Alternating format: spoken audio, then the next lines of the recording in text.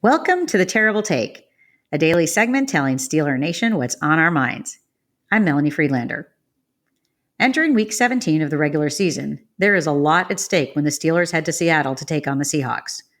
Both teams currently sit at 8-7, on the outside of the playoff standings, but still in the hunt. Depending on whose stats you use, the Steelers have only about a 17% chance of making the playoffs.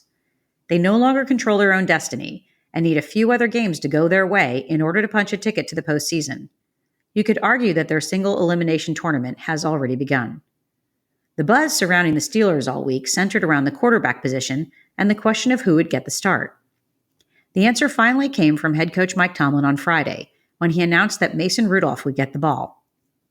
Kenny Pickett was listed as questionable, so it remains to be seen whether he or Mitch Trubisky will serve as the backup today.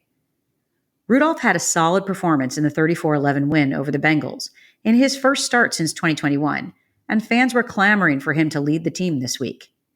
The odds are that Rudolph won't look quite as poised in the pocket on the road in a stadium where fans have been known to register more noise than any other home crowd.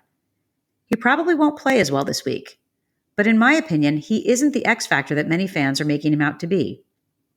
With a ragtag inside linebacker unit and a secondary riddled with injuries, filled out by a couple of veteran players getting their second start after spending most of the season playing Call of Duty and pickup basketball, Pittsburgh cannot rely on the defense to secure this win.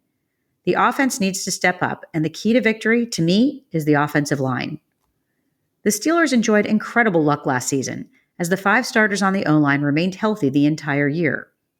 No one expected that same good fortune in 2023, and yet here we are, 17 weeks into the season, with our starting lineup intact, albeit given a change in the depth chart at right tackle. Despite that, this unit's performance hasn't been consistent, with up and down performances that betray their supposed identity, rather than the bully ball we were told to expect. When the O-line works well, the run game succeeds, taking tremendous pressure off whichever quarterback is under center.